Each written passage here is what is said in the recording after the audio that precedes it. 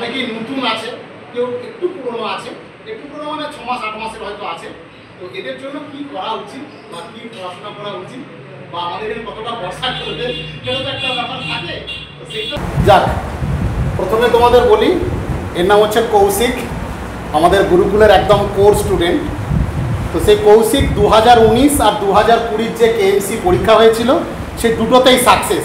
তাই কৌশিকের জন্য কোথাও জোরে একটা হাততালি হোক।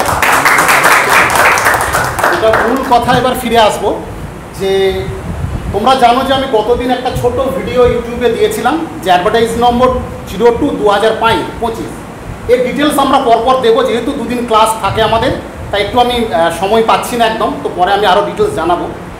তো 2025-এর যে মেকানিক্যাল, ইলেকট্রিক্যাল এবং সিভিল যে তিনটে মিউনিসিপ্যাল সার্ভিস কমিশনের আন্ডারে যে কেএমসি পরীক্ষাটা হয়, তোমরা জানো এটা কোর টেকনিক্যাল এক্সাম। কৌশিক প্রথম থেকেই আমাদের কিন্তু কোনো নন টেকনিক্যাল ক্লাসও করতো না। তো বেলঘড়িয়া রামকৃষ্ণ মিশনের স্টুডেন্ট, বলবে কোথায় ওর বাড়ি টাড়ি ডিটেলসই সব বলবে তোমাদের সামনে। তো তার আগে এই যে 28টা পোস্ট বেরিয়েছে, ইউআর 12টা, ইডব্লিউএস 3টে, এসসি 6টা, এসটি 3টে, ওবিসি এ 3টে, ওবিসিবি 1টা। তো দেখে মনে হচ্ছে যে এই 28টা পোস্ট। তো একটা কথা আমি বারবার তোমাদের বলি যে কোর টেকনিক্যাল এক্সামগুলোতে কিন্তু অন্যান্য পরীক্ষার মতো নয় যে সেখানে 100, 200, 400, 500 বা হাজার হাজার পোস্ট থাকবে। এখানে 20টা 25টা বা যে মোটর ভেহিকেল ইন্সপেক্টর আসবে সেখানে কিন্তু দেখা যাবে এই 50-60টার মতনই হয়তো ম্যাক্সিমাম পোস্ট থাকার সম্ভাবনা বেশি। যেটা গতবারে সেটাটা অনেক পোস্ট, সেটা আলাদা কথা ছিল। তাই এই যে কোর টেকনিক্যাল এই মাত্র অল্প পোস্টগুলোতে 50% করে প্রায় স্টুডেন্ট আমাদের গুরুকুল থেকে সিলেক্টেড। তো সেই ভিডিও আমি কিন্তু অলরেডি প্রোভাইড করেছি, দেখবে একসাথে 12 জন 14 জন করে দাঁড়িয়ে আছে, সেটা কৌশিকের মুখ থেকেই শুনবে ওর সময় কতগুলো পোস্ট ছিল, গুরুকুল থেকে কতজন পেয়েছিল, সেগুলো সব ডিটেলসে ও বলবে এক্সাম কেমন হয়। তো আমি যেটা বলবো যে সিনিয়র দাদা এসেছে, যেহেতু দুবার ও সিলেক্টেড 2019 এবং 2020, তো সেটা যে অনেকেই ভাবে যে স্যার আমাদের এই মাত্র 10-12টা পোস্টে আমরা কি পাবো, সত্যিই পাবো, তো এই একটা ব্যাপার থেকে থাকে। তো আমি এদেরকে একটা বলতাম যে গুরুকুলের যে নোটসগুলো আমরা প্রোভাইড করি, যে মক টেস্টগুলো প্রোভাইড করি, যতক্ষণ না সেগুলো 90 থেকে 100% হয় তার পরবর্তী বই আর ধরিস না। ওইগুলো করলেই ম্যাক্সিমাম নম্বর কিন্তু তোরা ওখানে থেকে তুলে নেবে এবং রিটেন কোয়ালিফাই করবি। তারপর আমরা ইন্টারভিউ এখানে করাবো। সমস্ত কেএমসি, কেএমডি এর এক্সিকিউটিভ ইঞ্জিনিয়ার থেকে, অ্যাসিস্ট্যান্ট ইঞ্জিনিয়ার থেকে, এসএই থেকে সমস্ত স্যারেরা এখানে থাকবেন। ইন্টারভিউ আমরা ধরে ধরে করাবো, তাতে ম্যাক্সিমামটাই সাকসেস তোমরা পাবে।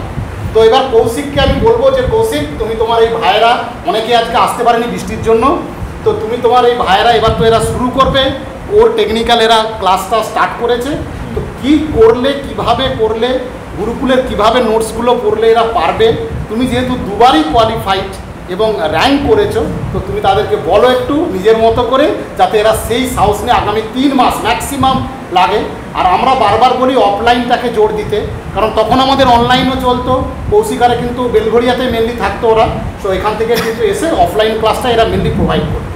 তো সেভাবে এরা সাকসেস পেয়েছে, অনেককেই চেনে। যখন ওখানে ছবি দেওয়া আছে বলে স্যার সবই তো আমাদের দাদাদের ছবি দেখে দেখে চলে এলাম। তো যাক, সেটা আলাদা কথা। তো কৌশিক বলো তুমি এবার তোমার ভাইদের যে এরা কী করে মোটামুটি এই অল্প পোস্টেও কিভাবে নিজেকে ধরে রাখতে পারবে, যেহেতু গুরুকুলে 1 র্যাঙ্ক করেছিল কেএমসিতে, একটাই পোস্ট ছিল আমাদের শীতল, সেখানে একজনই কিন্তু 1 র্যাঙ্ক। আমি শীতলকে চেষ্টা করবো নেক্সট কয়েক উইকের মধ্যেই আনতে, তোমাদের ভিডিও দেবো, যদি কেউ না এসে থাকো। পরেরটাই পেয়েছি। তো বলো কৌশিক, বলো যে কী করলে হবে, তুমি এদেরকে একটু বলো। এটা কি অ্যাডভান্স ব্যাচ না? না, এটা বেসিক, মোটামুটি বেসিক। হ্যাঁ, বেসিক। দেখো, যারা অ্যাডভান্স ব্যাচে চলে গেছে তারা মোটামুটি জানে, তারা অনেকগুলো পরীক্ষা দিয়ে ফেলেছে, তারা সমস্ত কিছু এখানে থাকতে থাকতে পরীক্ষা দিতে দিতে বুঝতে পেরে গেছে মোটামুটি যে এখানকার ভ্যালুটা কীরকম, যে নোট ফোর্স যেগুলো স্যারেরা দিচ্ছে সব। এবার তোমরা যেহেতু শুরু করছো, শুরুতেই এই সমস্ত চিন্তাভাবনাগুলো বেশি আসে যে আমরা এইটা এখানে এসেছি, এটার উপর ভরসা করে আমি আগাতে পারবো কিনা, তাহলে আমার টার্গেটটা ফিল হবে কিনা। তো সেই এগুলো বেশি শুরুতে দরকার হয়, তো সেই জন্য শুরুতে এদিক ওদিক চিন্তাভাবনা থাকে। তো স্যার যেটা বললেন যে এখানে যেটা করা হচ্ছে, যেটা নোটস তোমাদের প্রোভাইড করা হচ্ছে বা যে টেকনিকে ইয়েতে পড়ানো হচ্ছে, সেটা এই চলছে ধরো এটা 2016 থেকে, তাই তো? তো 2000 আরও আগে থেকে 11 থেকে চলে। আচ্ছা, তখন সেই ফ্ল্যাটে আমরা তখন 2016 থেকে আসছি, মানে 16 পর থেকে আসছি, তখন ওখান থেকে স্যার পড়াতেন। যে যাই হোক, সেটা বিষয় নয়। এখন হচ্ছে এই যে কয়েক বছরে যেগুলো লাস্ট পরীক্ষা হয়েছে, বা সেগুলো তোমরা রেকর্ড টেকর্ড দেখলেই বুঝতে পারবে। বা আমাদের সময়ই দেখো কেএমসি টেএমসির কোথায় স্পেশালি যেটা বলি যে আমরা তখন 22টার মতো সিট ছিল এরকম, তার মধ্যে মানে 9টা ছিল কি দুবার রিপিট করেছিল, 9টা ছেলের মধ্যে দুবার রিপিট করলেও আমাদের ছেলেগুলো ওই অতগুলো 14-15টা সিট দুবার তাহলে এখান থেকে ইয়ে করেছিল, মানে পেয়েছিল। তো সেটা নিশ্চয়ই এটার উপর ভরসা করেই সবাই পেয়েছিল, এবং আমরা যেহেতু এটা দেখেছি এবং এটা ইয়ে করেছি, এক্সপিরিয়েন্স করেছি, তো সেখান থেকে বলছি যে এখানকার প্রপার যে নোটস যেগুলো স্যারেরা দিচ্ছেন প্লাস বই যেগুলো স্যার বললেন যে ওটা তুমি পড়লে মোটামুটি 80 থেকে 90% তুমি এটা এলিজিবল হয়েই যাচ্ছ। তারপরে যদি কারোর তোমার এক্সট্রা কিছু পড়ার থাকে, পড়ার তো জানার তো কোনো ইয়ে নেই, কিন্তু তুমি বেসিক জিনিসটা ছেড়ে দিয়ে এদিক ওদিক লাফালাফি করবে, এই বইটা বেটার ওই বইটা বেটার, বেটার বইটা ব্যাপার নয়, বেটার বই তুমি অনেক পেয়ে যাবে বাজারে, অনেক কিছু পেয়ে যাবে। তোমার যেটা বেসিক থেকেই দরকার, বেসিক থেকে দরকার, এবং স্যারেরা সেইভাবেই তৈরি করেছে নোট ফোট সমস্ত কিছু। তো সেইভাবেই মানে টেকনিক্যালি পড়ে গিয়ে তারপর তুমি যখন সেই জায়গায় পৌঁছে যাবে তখন তুমি বুঝতে পারবে যে আমার ক্যাপাসিটিটা কীরকম, পরীক্ষা দু একটা দিলে বুঝতে পারবে যে আমি এই জায়গায় পৌঁছাতে পারছি, এতগুলো করতে পারছি, তখন তুমি নিজেকে মাপতে পারবে যে আমি এখন আমি কত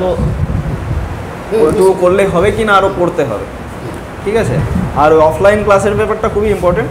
এই অনলাইনে ক্লাসে ওই 1.5 ঘন্টার ক্লাস 1.5 ঘন্টাই হয় না নাকি, 1.5 ঘন্টার ক্লাসে সবারকার মধ্যে কিছু প্রশ্ন থাকে, সে একে অপরে একজন একটা ওয়ান টাইম বলতে পারবে, সেই টাইমে অনেকের না জানা মানে যেটা কোশ্চেন সেটা কোশ্চেনই থেকে যায়, সেটা আর আলাদা করে ইয়ে করা হয় না। তো সেই মুহূর্তে ওইগুলো অফলাইনের সুবিধা হচ্ছে তুমি এখানে এসে তুমি 5 মিনিট বেশি নাও, তোমার ক্লাস শেষ হয়ে তারপর তুমি আরও 10 মিনিট থেকে তুমি স্যারের কাছে ক্লিয়ার করে নাও, সমস্তটা ক্লিয়ার করে তারপর যাও এখান থেকে। স্যারেরা বসে আছেন, স্যারেরা তো মানে স্টুডেন্টের থেকে বেশি পরিশ্রম দেয় এখানে এক একটা স্টুডেন্টের থেকে, ওই জন্য ছেলে আমাদের এদিক ওদিক লাফালাফি করার পরিশ্রমটা অনেক কমে যায়, যেহেতু এইটার থেকে একটু 5টা নোট কোয়েশ্চেন নিয়ে একটা নোট তৈরি করলাম, ওখান থেকে একটা নিয়ে নোট তৈরি করলাম, সেটা করার দরকার হয় না।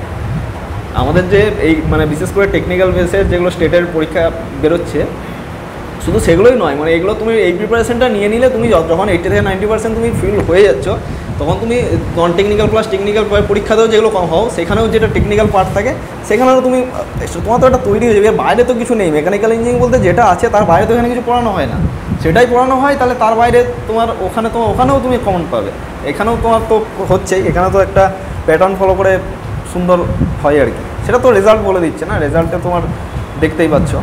মক টেস্টগুলো কীরকম? হ্যাঁ, মক টেস্ট তো খুবই ইম্পর্টেন্ট, এটা তো আমি আগেও বলেছি, আগেও তোমাদের যে কোনো দাদা আসবে সেটা বুঝতেই পারবে। মক টেস্ট করাটা সবথেকে কেন ইম্পর্টেন্ট হচ্ছে, তুমি যখন একটা বই পরপর পড়ে যাচ্ছ, বই পড়ার থেকে মক টেস্টটা কোথায় বেটার আমি বলার চেষ্টা করছি। বইটা যখন পরপর পড়ে যাচ্ছ তখন দেখবে তুমি একটা প্রশ্ন পড়ছো, তারপরে যখন প্রশ্নটা পড়ছো তোমার প্রিভিয়াস প্রশ্নটা ইনস্ট্যান্ট পড়ে তারপর বেরিয়ে আসছো, ততএব তোমার সেটা মাথায় আছে, সেই জন্য তুমি সেটার ব্যাগেজটা নিয়ে তুমি যখন নেক্সট কোয়েশ্চেনটা করছো তোমার অটোমেটিক্যালি সেটাও হয়ে যাচ্ছে।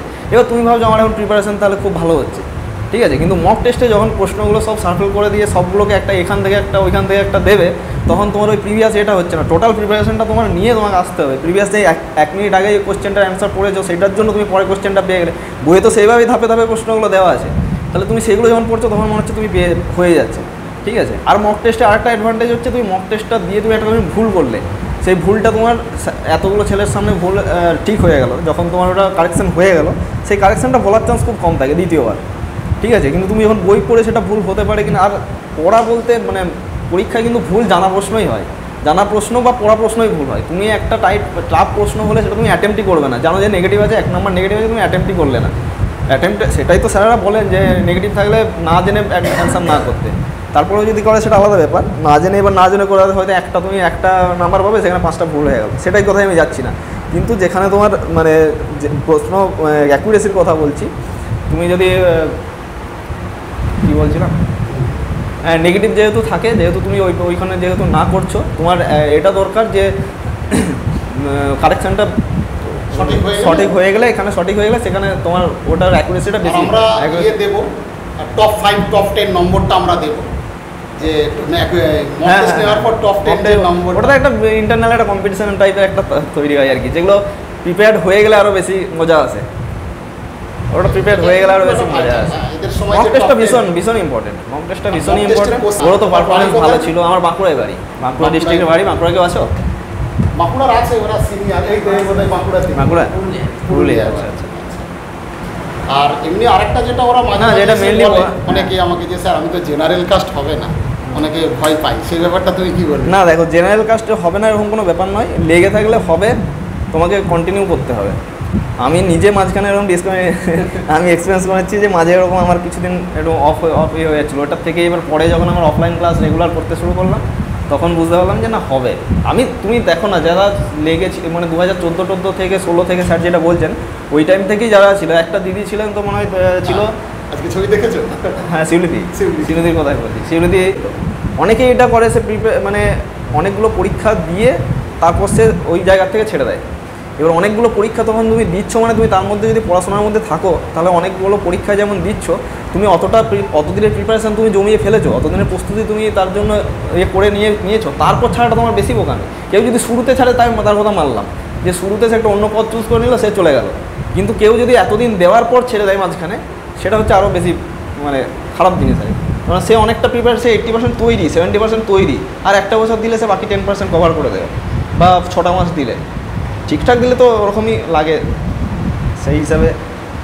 তাহলে বুঝতে পারছো দাদা কীভাবে বলছে। আর কত ঘন্টা পড়বে অনেকে একটু জিজ্ঞেস করে আমাকে যে স্যার কেএমসি তো কোর টেকনিক্যাল, দিনে আমাদের 1000 কোশ্চেন করা উচিত আর কত ঘন্টা পড়া উচিত? ম্যাক্সিমাম এফিসিয়েন্সিটা দেওয়ার চেষ্টা করো, এফিসিয়েন্সিটা নিয়ে আসার চেষ্টা করো। কতক্ষণ বললে অনেকে আবার ঘন্টায় মেপে নেয় যে হ্যাঁ আমি 10 ঘন্টা পড়ছি, কিন্তু সে 10 ঘন্টার মধ্যে কী পড়ছে সে নিজে জানে না। সেটা কথা বলছি না, আমি 10 ঘন্টা 12 ঘন্টা বলে দেবো যে 10 ঘন্টা 12 ঘন্টা তুমি সময়টা দেখছে, হিসাব করছো 10 থেকে 12 ঘন্টা আমার হচ্ছে, ঠিক আছে?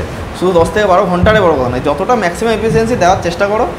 এই ছাড়া তো এখন আর কিছু কাজও নেই। স্যারেরা এখানে যারা কাছাকাছি থাকছে তাদের তো আর কোনো সমস্যাই নেই, যাতায়াতের জায়গাটা সময়টাও বেঁচে যাচ্ছে।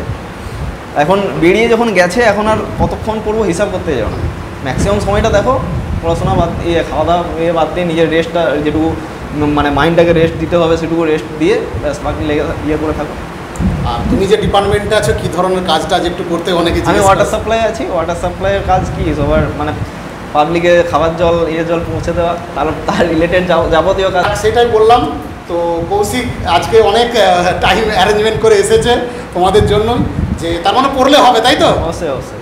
ঠিক আছে, তাহলে সেভাবে পড়ো। স্টার্টিংয়ে ওই হাততালি হয়ে যাক সবাই মিলে, হয়ে যাবে, সবাই পেয়ে যাবে। তোমরা একটা মাথায় রাখো, পেয়ে যাবে। স্টার্টিংয়ে এদিক ওদিক করো না যে হ্যাঁ, আবার অনেকের এরকম ব্যাপারটা থাকে প্রথমে ওদের কোচিং সেন্টার চুজ করতেই সময় লেগে যায়, 6 মাস 1 বছর চলে। এখানে কিছুদিন পরে আবার দেখলো যে ওখানে হয়তো বেটার পড়াচ্ছে, কারোর কাছ থেকে একটু নোটসের খবর পেলো যে এইটা পড়ে যাবে, ওখানে ছুটবে।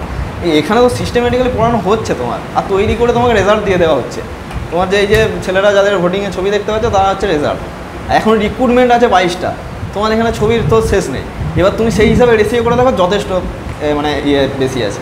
এবার তুমি আদার্স কোচিং সেন্টারে তুমি ছোটাছুটি করে লাভটা কী আছে তোমার, যদি সেরকম সমস্ত কিছু রেডিমেড পাচ্ছ দেখতে গেলে।